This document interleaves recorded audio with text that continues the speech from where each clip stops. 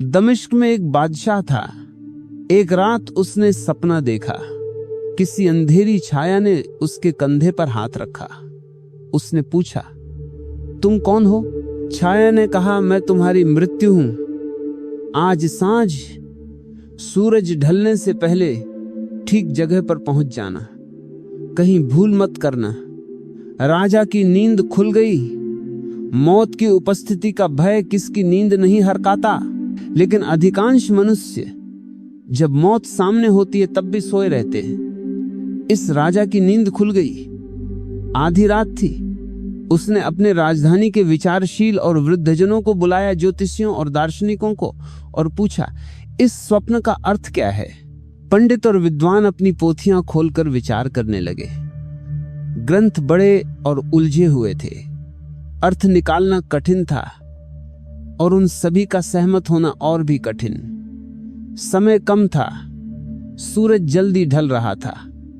5000 साल बीत गए और पंडित अब तक किसी निष्कर्ष पर नहीं पहुंचे। वजीर ने सलाह दी कि विचारकों पर भरोसा खतरनाक है। वह बोले, राजन, तेज से तेज घोड़ा लेकर जितना दूर जा सकते हो निकल जाओ। सूरज जल्दी ढलेगा, मृत्यु निश्चित समय पर आ सकती है। और सुबह अंधेरे में ही राजा ने अपने घोड़े पर सवार होकर भागना शुरू किया। उसने पत्नी और मित्रों की याद भी भुला दी, क्योंकि मृत्यु के क्षण में किसी से विदा लेना व्यर्थ है। तपती दोपहरी और जलता सूरज भी उसे रोक न सके। वह निरंतर भागता रहा। हर क्षण कीमती था। हर क्षण का खोना खतरनाक था। सूरज ढलने से पहले वह सैकड़ों मील दूर पहुंच गया।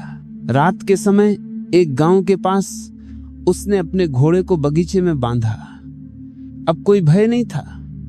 सूरज की आखिरी किरणें डूब रही थीं। तभी उसे लगा कि किसी का हाथ उसके कंधे पर रखा है। पलटकर देखा, वही अंधेरी छाया। उसने पूछा, तुम कौन? छाया बोली, तुमने पहचाना नहीं। मैं मृत्यु हूं। मैं चिंतित थी कि तुम समय पर इस स्थान तक पहुंचोगे या नहीं, लेकिन तुम्हारा घोड़ा तेज और लाजवाब है। इसी ने तुम्हें समय पर यहां पहुंचाया। राजा दिन भर भागता रहा और शाम में मृत्यु के सामने खड़ा हो गया।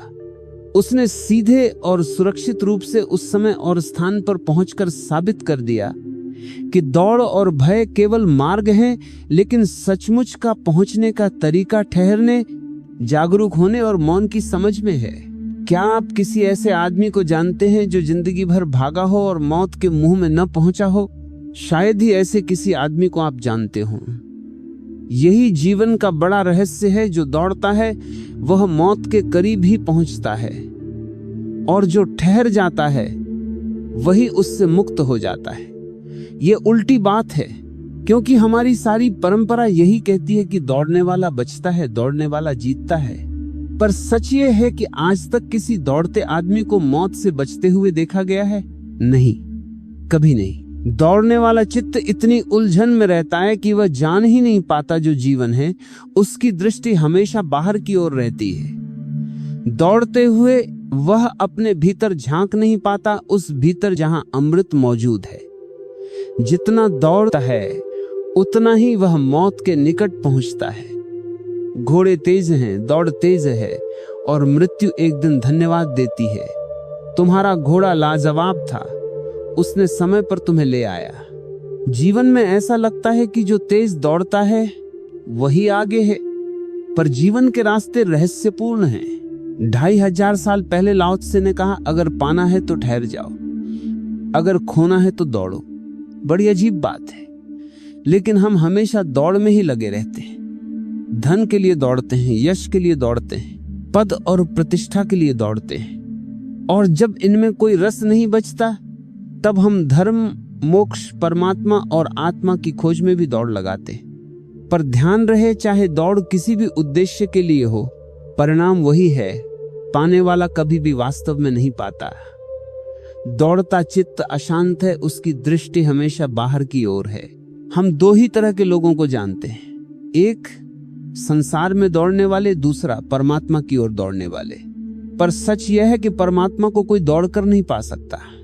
परमात्मा केवल वही पाता है जो दौड़ना छोड़ देता है। धर्म, साक्षात्कार, मोक्ष, ये सब ठहरने में है। दौड़ का इससे कोई संबंध नहीं।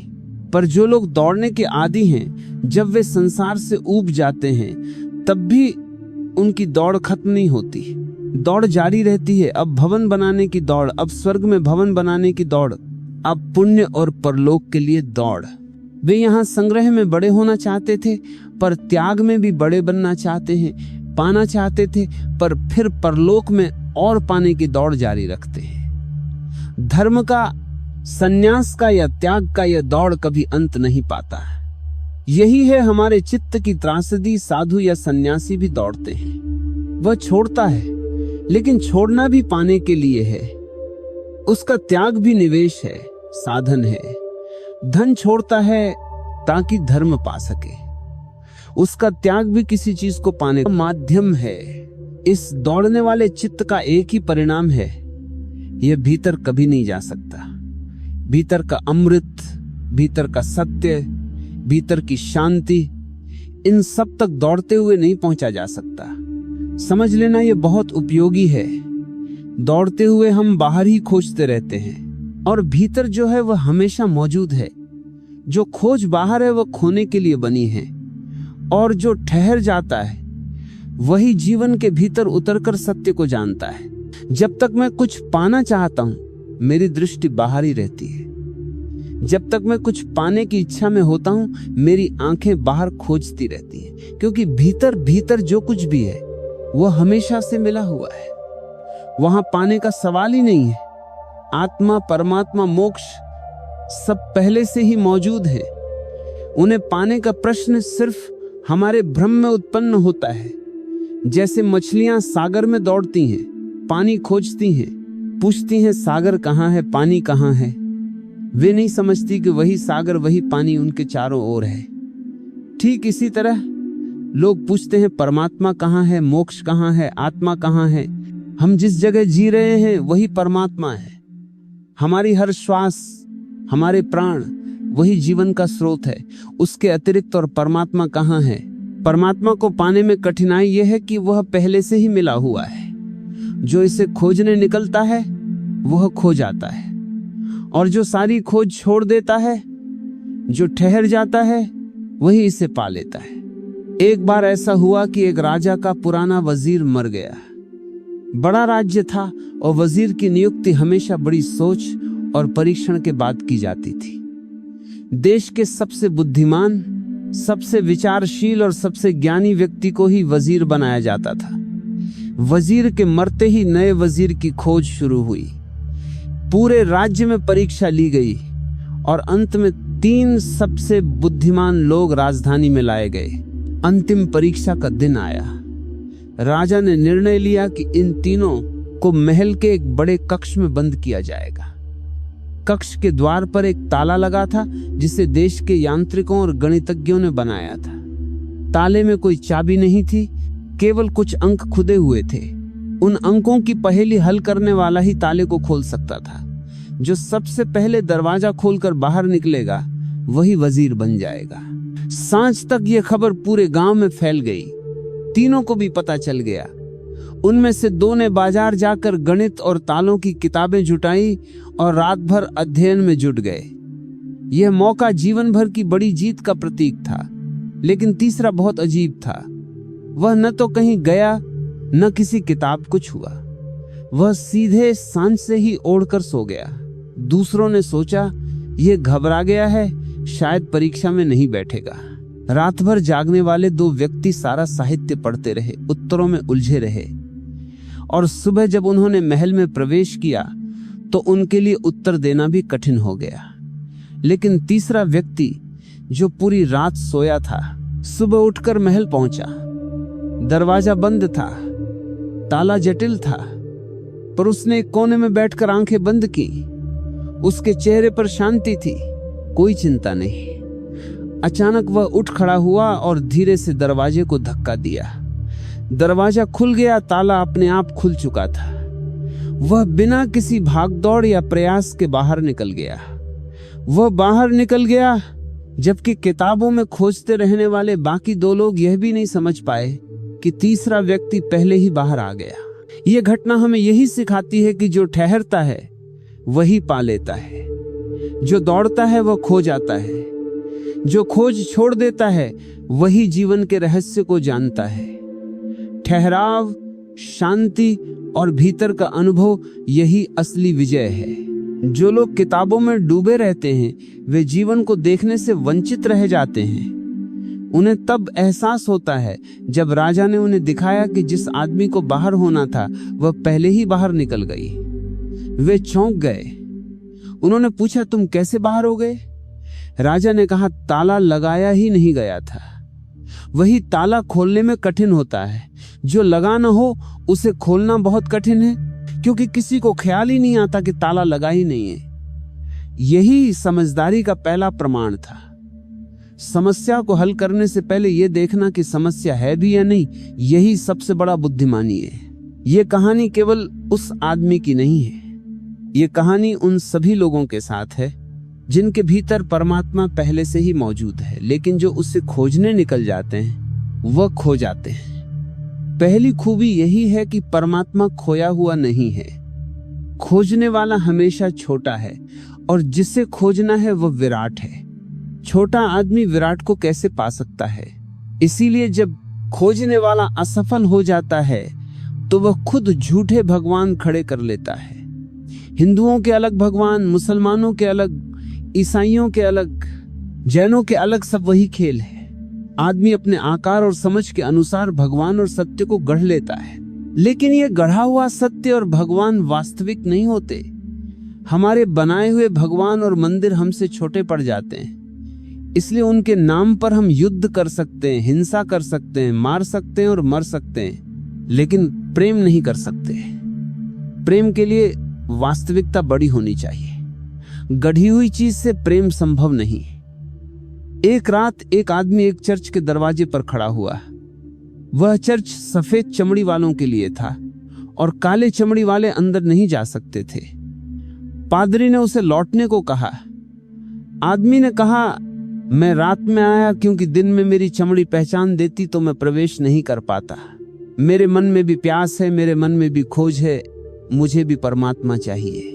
पादरी ने कहा, पहले अपने मन को शांत कर, निर्मल कर, प्रेम से भरो, तब मैं तुम्हें परमात्मा तक जाने दूंगा। आदमी लौट गया। कुछ महीने बीत गए, वह दोबारा नहीं आया। फिर एक दिन रास्ते में वह मिला। पादरी ने देखा वह बदल चुका था। उसकी चाल बदल गई थी, आंखें बदल गई थी, चेहरा बदल गया था। उसके चारों ओर रोशनी और शांति थी, चारों ओर प्रेम झरता हुआ दिखाई दे रहा था। पादरी ने पूछा, तुम दोबारा क्यों नहीं आए? आदमी ने कहा, मैं तो आता था लेकिन परमात्मा ने आने से रोक दिया। पादरी ने पूछा, कैसे? आदमी ने समझाया, जब मैंने अपने मन को निर्मल करने की कोशिश की, शांति और प्रेम से भर दिया, तब सपने में भगवान ने कहा, तुम पागल हो, मैं भी 10 साल से प्रयास कर रहा हूं इस मंदिर में प्रवेश पाने के लिए। जब मैं खुद नहीं घुस सकता तो तुम्हें कैसे घुसने दूं? वरदान मांगो तो मैं पूरा कर दूं, लेकिन ये वरदान मैं भी नहीं दे सकता। भगवान ने डर के 10 साल कहां होंगे, लेकिन सच्चाई यह है कि 10,000 साल से भगवान प्रयास कर रहे हैं कि किसी मंदिर में प्रवेश कर जाएं, लेकिन किसी पादरी, पुरोहित या मंदिर की दीवारों ने उन्हें आने नहीं दिया। असल में आज तक भगवान किसी मंदिर में प्रवेश नहीं पा सके और आगे भी नहीं पाएंगे, क्योंकि भगवान विराट और अनंत हैं और आदमी के बनाए हुए मंदिर बहुत छोटे हैं। भगवान असीम है और आदमी जो भी बनाएगा उसकी सीमा होगी। जो भी आदमी बनाएगा वह आदमी से बड़ा नहीं हो सकता। आदमी की लिखी किताबें भी उससे बड़ी नहीं होती, उसके बनाए दर्शन शास्त्र भी उससे बड़े नहीं हो सकते, उसकी फिलॉसफी भी उसके आकार के अनुसार ही सीमित होगी। आदमी जो कुछ भी करेगा वह खुद से बड़ा कैसे हो सकता है? इसलिए आदमी जो भी करे उससे भगवान का कोई संबंध नहीं है। फिर क्या? आदमी दौड़े तो भगवान तक नहीं पहुंच सकता, आदमी कुछ बनाए तो भगवान तक नहीं पहुंच सकता, आदमी कुछ करे तो सत्य तक नहीं पहुंच सकता। हमारी प्रार्थनाएं हमें कहीं नहीं ले जाएंगी, हमारी पूजा कहीं नहीं ले जाएगी। हमारे शास्त्र और धर्म भी हमें सत्य तक नहीं ले जाएंगे, क्योंकि हम उन्हें बनाने वाले हैं। तो फिर क्या रास्ता है? आदमी कैसे सत्य, स्वयं, शांति, संगीत, परमात्मा तक पहुंच सकता है? पहला सूत्र यह है, मनुष्य को परमात्मा तक जाने के लिए जानना होगा कि वह जो कुछ भी कर सकता है, जो कुछ भी बना सकता है, उससे नहीं, बल्कि जिस भांति वो खुद को छोड़ सकता है, मिटा सकता है, खो सकता है, उसी से पहुंच सकता है। मैं जो कुछ भी बनाऊंगा वह मेरे मैं को और मजबूत करेगा। मैं जो कुछ भी करूंगा मेरा अहंकार उतना ही बढ़ेगा। जो मैं बनाऊंगा उसके निर्माता के रूप में मैं उससे बड़ा हो जाऊंगा। अहंकार के अतिरिक्त कोई दीवार नहीं है जो मनुष्य को रोक सके। इसलिए सबसे जरूरी है कि मेरा मैं विलीन हो जाए। किसी प्रकार मैं कुछ न करूं, न सोचूं, कहीं न दौड़ूं। मेरा चित्त ठहर जाए। न करने में चलना, न सोचने में चलना, न प्रार्थना में चलना। सभी गतिविधियों से चित्त शांत हो जाए, जैसे झील ठहर जाए और उसमें कोई लहर न उठे। यदि ऐसा हो जाए तो उस स्पंदनहीन मौन में जाना संभव है। जहां मैं हूं वही सबका स्वरूप है। धर्म बनने का रास्ता निर्माण का नहीं, मिटने का रास्ता है। अचरज की बात यह है कि संसार का रास्ता जो निर्माण का है अंततः मौत में ले जाता है, जहां सब मिट जाता है। लेकिन धर्म जो मिटने का रास्ता है उसे ले जाता है उस अनमिट में, जहां मिटने की कोई संभावना नहीं है। जो मिटते हैं वही पा लेते हैं जो अमिट है। बूंद जब सागर में खो जाती है तो वह सागर बन जाती है। आदमी जब स्वयं को खो देता है तब वह परमात्मा बन जाता है। इसलिए आदमी का किया हुआ कुछ भी उसे परमात्मा तक नहीं ले जाएगा। केवल वह जो स्वयं को अनडन कर दे वही पहुंच पाएगा। लेकिन पहुंचना कहना भी गलत है, क्योंकि वहां जाने के लिए कुछ करना ही नहीं है। वहां जाकर पता चलता है वहां मैं हूं। तो आदमी कैसे स्वयं को मिटा दे, अनडन कर दे, शून्य कर दे? उसकी पहली सीढ़ी है अज्ञान। आपने सुना होगा, सत्य को पाने के लिए बहुत ज्ञान अर्जित करना होगा। मैं कहता हूं, सत्य को पाने के लिए ज्ञान को विसर्जित करना होगा, अर्जित करना नहीं। जितना अधिक ज्ञान संग्रहित करेगा उसका अहंकार उतना ही प्रबल होगा। उसे लगेगा मैं जानता हूं, मैं जानने वाला हूं। सोक्रेटिस जब मरने के करीब था, उसके एक मित्र ने जाकर कहा कि मैंने सुना है एथेंस के लोग कहते हैं कि तुम सबसे बड़े ज्ञानी हो। सोक्रेटिस मुस्कुराया और बोला, जाओ और उन्हें कह दो, ये बड़ी भूल है। जब मैं छोटा बच्चा था तब मुझे लगता था कि मैं जानता हूं। उस समय यदि कोई कहता कि सोक्रेटिस महाज्ञानी है, मैं खुश हो जाता।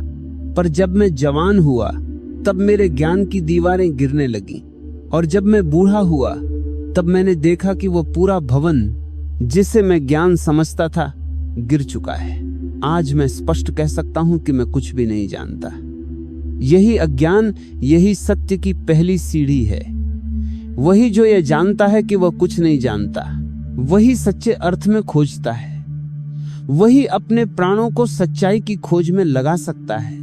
लेकिन हमें यह भ्रम कैसे होता है कि हम जानते हैं? यह होता है उधार विचारों के कारण। हम चारों तरफ से उधार ज्ञान ले लेते हैं, गीता, कुरान, बाइबल, महावीर, बुद्ध, कृष्ण, राम, और उससे अपने मन में भर लेते हैं। बार बार उसे दोहराने से, उस शब्दों के साथ जीने से हमें लगता है कि हम जान रहे हैं, लेकिन यह ज्ञान हमारा नहीं है। वह उधार ज्ञान हमें स्थिर और संतुष्ट कर देता है। लगता है कि मैं जानता हूं, मुझे अब और कुछ सीखने की जरूरत नहीं। यही भ्रम पंडितों और विद्वानों में पैदा हो जाता है। वे कभी सत्य तक नहीं पहुंच पाते। पांडित्य की दीवार इतनी मोटी है कि सत्य उसके पार नहीं जा सकता। मैंने एक बार अनाथालय में बच्चों को देखा। वहां के संयोजकों ने मुझसे कहा कि हम धर्म की शिक्षा देते हैं। मैं हैरान था। मैंने कहा, धर्म की शिक्षा? धर्म की साधना तो हो सकती है, पर शिक्षा? यदि धर्म की शिक्षा हो सकती तो दुनिया पहले ही धार्मिक हो जाती। उन्होंने बच्चों से पूछा, ईश्वर है? बच्चों ने हाथ उठाए। ईश्वर कहाँ है? उन्होंने हृदय पर हाथ रखकर कहा, यहां। लेकिन जब मैंने पूछा कि हृदय कहाँ है तो किसी ने नहीं कहा। कोई किताब इसे नहीं बता सकती। वही जीवन की सबसे बड़ी सच्चाई है। परमात्मा, सत्य, प्रेम, धर्म, ये सब केवल अनुभव और अंतर्दृष्टि से जाना जा सकता है। और ये सीख हमें बताती है कि जो हम बना सकते हैं वह कभी भी सत्य या परमात्मा से बड़ा नहीं हो सकता।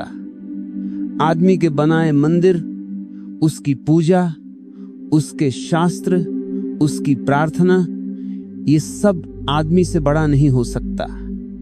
इसलिए भले हम दौड़ें, भले हम कुछ बनाएं, भले हम किसी प्रकार का ज्ञान अर्जित करें, इससे परमात्मा तक पहुंचना असंभव है। जो खोजने निकले वह खो जाता है, जो ठहर जाता है वही पा लेता है। यह सबसे उल्टी और अद्भुत सच्चाई है। दौड़ने वाले को लगता है कि वह आगे बढ़ रहा है, लेकिन जितनी तेज दौड़ता है उतनी ही वह मृत्यु के और पास जाता है। जो ठहरता है वही मृत्यु से बच जाता है। सत्य, प्रेम, धर्म, परमात्मा, इनका मार्ग केवल मिटने का मार्ग है। बूंद जब अपने को सागर में खो देती है तभी वह सागर बनती है। आदमी जब अपने को, अपने अहंकार को, अपने प्रयासों को, अपनी दौड़ को, अपने ज्ञान को, अपने शब्दों को, अपने सभी बने बनाए ढांचे को छोड़ देता है, तभी वह परमात्मा में विलीन होता है। यह विलीन होना कोई बनाना नहीं है, कोई अर्जित करना नहीं है। यह केवल अनडोइंग है, खुद को शून्य करना है। यही धर्म है, यही सच्चाई है, यही प्रेम है। इसलिए कोई स्कूल, कोई पुस्तक, कोई धर्मशास्त्र, कोई प्रार्थना, ये सब केवल संकेत हैं, रास्ते नहीं। प्रेम की शिक्षा असंभव है, परमात्मा की शिक्षा असंभव है। यदि हम प्रेम सिखाने का विद्यालय खोल दें तो वहां से निकले लोग कभी सच्चे प्रेम में सक्षम नहीं होंगे। उनका प्रेम अभिनय और दिखावा होगा। इसी प्रकार अगर हम मंदिर बनाकर, पूजा करके, शास्त्र पढ़कर परमात्मा तक पहुंचने का प्रयास करें तो ये असंभव है। परमात्मा केवल वही है जहां हम स्वयं को छोड़ देते हैं, अपने अहंकार, अपने संग्रह, अपने ज्ञान, अपने सारे बने बनाए ढांचे को छोड़ देते हैं। और यही सबसे बड़ा रहस्य है। जो खोजने निकले वह खो जाता है, जो ठहर जाए वही पा लेता है, जो दौड़े वह मृत्यु के पास जाता है, जो शांत, स्थिर, विलीन हो जाता है वही अनंत और विराट के साथ मिल जाता है। यही ज्ञान की सबसे बड़ी, सबसे अद्भुत और सबसे सरल सच्चाई है। मैंने उनके अध्यापकों से कहा कि आप इनके सबसे बड़े दुश्मन हैं। ये बच्चे सीखकर तैयार हो जाएंगे, लेकिन जीवन में जब भी उनके सामने कोई प्रश्न उठेगा, ईश्वर है, तो उनका सीखा हुआ उत्तर भीतर से कहेगा हाँ ईश्वर है। उनके हाथ हिल जाएंगे और वे तृप्त हो जाएंगे, बात यहीं समाप्त हो जाएगी। लेकिन जब भीतर का प्रश्न उठेगा ईश्वर कहाँ है, तो उनका सीखा हुआ मन कहेगा, हाथ उठेंगे लेकिन वह हाथ झूठा होगा, क्योंकि यह केवल सीखा हुआ हाथ है, इसका कोई मूल्य नहीं है। ईश्वर वास्तव में यहां है, लेकिन उसे सीखा नहीं जा सकता, उसे जाना जा सकता है। सत्य को सीखा नहीं जा सकता, केवल जाना जा सकता है। परमात्मा को अध्ययन करके नहीं, केवल अनुभव और अंतर्दृष्टि से जाना जा सकता है। हम सभी इसी प्रकार सीखे हुए हैं। नहीं तो जो बच्चा हिंदू घर में पैदा हुआ वह हिंदू कैसे हो गया, और जो बच्चा मुसलमान घर में पैदा हुआ वह मुसलमान कैसे हो गया। ये सब शिक्षा है, ये सब प्रोपेगेंडा है। रूस में जहां हुकूमत ईश्वर को न मानने वालों की थी, वहां उन्होंने बच्चों को सिखा दिया कि ईश्वर नहीं है। बच्चे वही दोहराने लगे। मेरे एक मित्र रूस गए थे और उन्होंने वहां के एक छोटे बच्चे से पूछा, ईश्वर है? वह हंस पड़ा और बोला, है मत कहिए, गॉड वॉज, अब नहीं है, था अब नहीं है। बच्चों ने वही सीखा, वही दोहराया, और युवा और बूढ़े होते हुए भी यही कहते रहे। लेकिन क्या उन्हें वास्तव में पता है कि ईश्वर नहीं है? क्या आपको पता है कि ईश्वर है? नहीं, आप भी केवल सीखी हुई बातें दोहरा रहे हैं। इस तरह दोनों पक्षों की सीखी हुई बातें मूल्यहीन हैं। जो ज्ञान हम सीखते हैं उसका कोई मूल्य नहीं है, क्योंकि सत्य हमारे भीतर है, इसे सीखा नहीं जा सकता, केवल जाना जा सकता है। यदि हम भीतर उतर सकें तभी उसे जाना जा सकता है। इसलिए पहली और अनिवार्य बात यह है कि हमें ज्ञान से मुक्त हो जाना चाहिए। अज्ञान से मुक्त होने के पहले ज्ञान से मुक्त होना आवश्यक है। हमारा सारा ज्ञान ठोठा है, झूठा, सीखा हुआ। यही कारण है कि दुनिया में ज्ञान बहुत है लेकिन धर्म बिल्कुल भी नहीं। हम सब जानते हैं ईश्वर, आत्मा, परमात्मा, पुनर्जन्म के बारे में, लेकिन धर्म कहाँ है? अगर यह ज्ञान सच होता तो क्या संभव था कि हमारा जीवन इसके विपरीत हो? जब ज्ञान सच्चा होता तो जीवन अनिवार्य रूप से उसके पीछे चलता, लेकिन जब ज्ञान झूठा, उधार, दूसरों का होता है तो जीवन और जीवन अनिवार्य रूप से अदम अरूप से जीवन यान अलग अलग दिशा में चलते हैं। जीवन झूठे ज्ञान के पीछे नहीं चलता और यही बिल्कुल ठीक है। जिंदगी जीवन है, बासी ज्ञान नहीं। चाहे हम कितनी बार दूसरों को समझाने की कोशिश करें कि हमें इस ज्ञान के अनुसार आचरण करना चाहिए, लोग कभी जीवन उसी अनुसार नहीं जीते। इसलिए जब ज्ञान हमारा नहीं है तो हमारा जीवन भी उससे नहीं बन सकता। यदि हम जबरदस्ती इसे लागू करने की कोशिश करेंगे तो केवल पाखंड और द्वंद्व पैदा होगा। हम एक अभिनेता बन जाएंगे। जैसे कोई रामलीला में राम का पाठ करता है, वही व्यक्ति राम बन जाता है, लेकिन भीतर कुछ और होता है, बाहर कुछ और। हमारे अंदर और बाहर के जीवन में भेद पैदा होता है। हम बाहर से कुछ और हैं, भीतर से कुछ और। क्यों? ये उधार ज्ञान के कारण है। लेकिन उधार ज्ञान छोड़ने के लिए बड़ी हिम्मत चाहिए, क्योंकि जो हमने सीखा है वह हमारे अहंकार को तृप्त करता है। हमें लगता है मैं जानता हूं। कितनी अजीब बात है। आप ईश्वर को जानते हैं, और यदि वास्तव में जानते तो आप वही होते जो हैं। इसलिए पहली सच्चाई यह स्वीकार करना है, मैं नहीं जानता ईश्वर को। यही सत्य का पहला चरण है। यदि यह सत्य है तो बाकी सबकी नींव भी मजबूत होगी। यदि यह असत्य है तो बाकी सब झूठ है। आप अपने एकांत में यह पूछें, क्या मैं ईश्वर को जानता हूं? क्या मैं सत्य को जानता हूं? क्या मैं आत्मा को जानता हूं? हाँ, मैंने किताबों में पढ़ा है, लेकिन पढ़ना जानना नहीं है।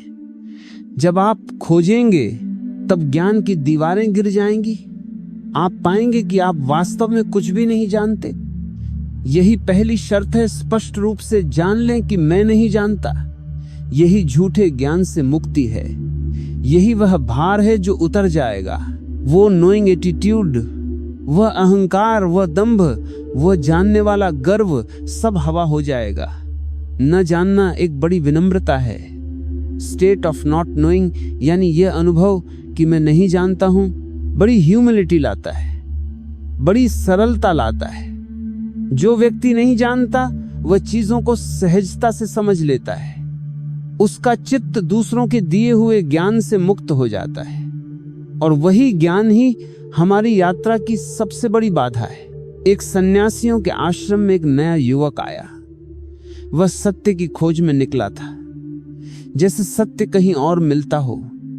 वह आश्रम में कुछ दिन रुका, लेकिन जल्दी ही ऊब गया। आश्रम का गुरु वृद्ध था और बातें कम करता था। युवक ने सोचा, बस इतना ही ज्ञान है तो यहां रहकर क्या करूं? लेकिन उसी दिन एक मेहमान सन्यासी आश्रम में आया। वह बहुत ज्ञाता मालूम होता था और हर बात को वेदों, उपनिषदों और गीता से समर्थित कर बताता। रात की बैठक में उसने 2 घंटे तक ज्ञान की बातें की। उस युवक ने सोचा, अगर ऐसा गुरु हो तो कुछ सीख सकता हूं। जब बैठक समाप्त हुई, उस नए सन्यासी ने वृद्ध गुरु से पूछा कि उसकी बातें कैसी लगी। वृद्ध गुरु हंस पड़ा और बोला, मैं 2 घंटे सुनने की कोशिश करता रहा, लेकिन तुम तो कुछ बोलते ही नहीं। शास्त्र बोल रहे थे, उपनिषद बोल रहे थे, लेकिन तुम नहीं। स्मृति जब तक बोलती है तब तक आप स्वयं नहीं बोल रहे। सीखा हुआ ज्ञान जब तक काम कर रहा है तब तक आप अनुभव नहीं कर रहे। इससे छूटे बिना कोई आगे नहीं जा सकता। शास्त्रों से बंधे रहकर सत्य की यात्रा असंभव है। शास्त्र, शब्द, सिद्धांत जो इन्हें पकड़कर बैठ जाते हैं, उनकी यात्रा रुक जाती है। इसलिए पहली प्रार्थना यह है कि उस ज्ञान से मुक्त हो जाएं जो अपना न हो। इसका यह अर्थ नहीं कि वह ज्ञान असत्य है। जिसने उसे अनुभव किया है उसके लिए वह सत्य है, लेकिन जिसने उसे पकड़ रखा है उसके लिए वह व्यर्थ है। ज्ञान हस्तांतरणीय नहीं है। जैसे कोई आपके लिए मर नहीं सकता, किसी और के लिए मृत्यु का अनुभव नहीं ले सकता, वैसे ही परमात्मा का अनुभव भी केवल आप स्वयं कर सकते। मृत्यु, प्रेम, परमात्मा, इनका अनुभव केवल आपका अपना है।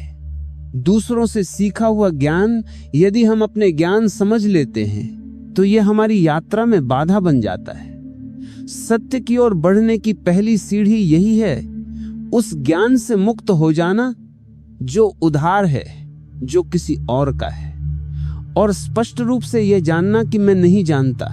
इस अज्ञान का बोध मन को अद्भुत स्वतंत्रता देता है। यह न केवल स्वतंत्रता देता है बल्कि उस पीड़ा का अनुभव भी कराता है जो न जानने से उत्पन्न होती है।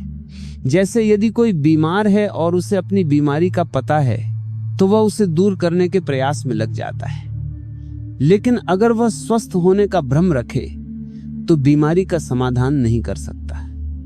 जैसे यदि किसी के घर में आग लगी है और उसे पता है तो वह बाहर निकल जाता है, लेकिन अगर उसे पता नहीं कि आग लगी है तो वह निश्चिंतता से सोता रहता है। सत्य की ओर बढ़ने का पहला कदम यही है, अपने मन, अपने अहंकार और अपने उद्धार ज्ञान से मुक्त होना।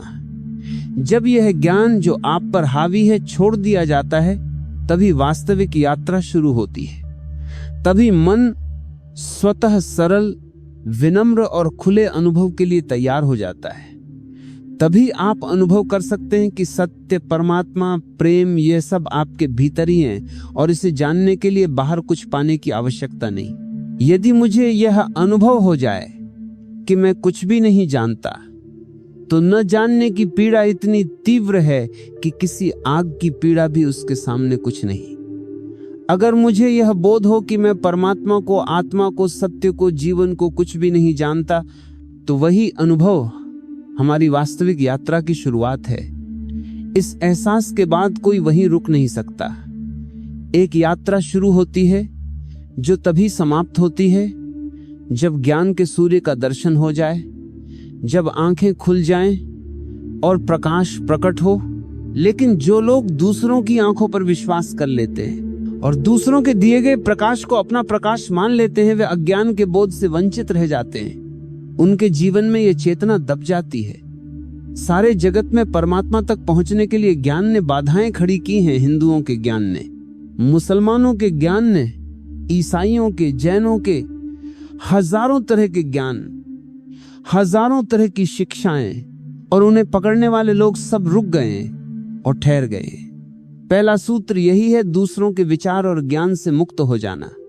यह मत समझिए कि मैं आपको कुछ पकड़ने के लिए कह रहा हूं। यदि आप किसी चीज को पकड़ने लगेंगे तो वही बाधा बन जाएगी। किसी भी चीज को मन में बिठाने की आवश्यकता नहीं है। आपकी आंखों को मुक्त, देखने वाली, खोजने वाली और जिज्ञासा से भरी रहनी चाहिए। सबके पास आंख है, लेकिन जो लोग उसका उपयोग नहीं करते और दूसरों की आंखों से काम चलाते हैं, उनकी आंख धीरे धीरे धूमिल हो जाती है और बंद हो जाती है। जैसे पैरों और हाथों को यदि प्रयोग में न लाया जाए तो वे भी व्यर्थ हो जाते हैं। हमने जीवन में अपने ज्ञान पर खड़ा होने का प्रयास कभी नहीं किया। हमेशा दूसरों का ज्ञान पकड़ लिया, चाहे वह गीता से हो, कुरान से या कहीं और से, उसे अपनाया। और जब हम इस तरह से दूसरों के ज्ञान पर निर्भर होते हैं तो हमारे अपने ज्ञान की संभावनाएं समाप्त हो जाती हैं। केवल वही व्यक्ति अपने ज्ञान को जागृत कर सकता है जो दूसरों के ज्ञान से मुक्त हो गया है। सत्य की यात्रा के लिए आवश्यक है अपने ज्ञान से मुक्त हो जाना। यदि आप सच्चाई की ओर बढ़ना चाहते हैं तो सिद्धांतों से मुक्त हो जाइए। यदि आप परमात्मा तक पहुंचना चाहते हैं तो उन भगवानों से मुक्त हो जाइए जिन्हें मनुष्य ने बनाया है। परमात्मा वही है जिसे कोई नहीं बनाता, बल्कि जो सभी को बनाता है। एक फकीर ने सपना देखा कि वह किसी नई दुनिया में आ गया है, नए लोग, नए पेड़, नया आकाश, नए तारे। वह खुश हुआ और उसने पूछा कि मैं कहाँ हूं। किसी ने कहा कि यह स्वर्ग है, भगवान की जगह। फकीर उत्साहित हुआ। जलसे में रथ पर एक अलौकिक व्यक्ति आया। वह पूछता है, क्या यही भगवान है? राहगीरों ने कहा, नहीं, ये राम हैं, मोहम्मद हैं, क्राइस्ट हैं, बुद्ध हैं, महावीर हैं। फकीर ने देखा लाखों लोग उनके पीछे हैं। वह थक गया और पूछता रहा, भगवान कहाँ है? लेकिन कोई जुलूस नहीं निकला, कोई परमात्मा दिखाई नहीं दिया। आखिरकार उसने देखा कि एक बूढ़ा व्यक्ति अकेले घोड़े पर चल रहा है। राहगीरों ने कहा, शायद यही भगवान है, उनके साथ कोई नहीं। फकीर घबरा गया। वह सपना सच लगने लगा। उसने महसूस किया कि धर्मों और भगवानों के पीछे लोग हैं, लेकिन भगवान स्वयं अकेले हैं। यह बोध अत्यंत स्पष्ट करता है कि परमात्मा, सत्य, जीवन, ये सब अकेले ही अनुभव किए जा सकते हैं। इसलिए आज की चर्चा यहीं समाप्त करता हूं। अगले 2 दिनों में मैं आपसे बात करूंगा कि भगवान के साथ कैसे जुड़ा जा सकता है। आप सभी ने प्रेम और शांति से मेरी बातें सुनी, इसके लिए मैं अनुग्रहित हूं। अंत में मैं सभी के भीतर बैठे परमात्मा को प्रणाम करता हूं।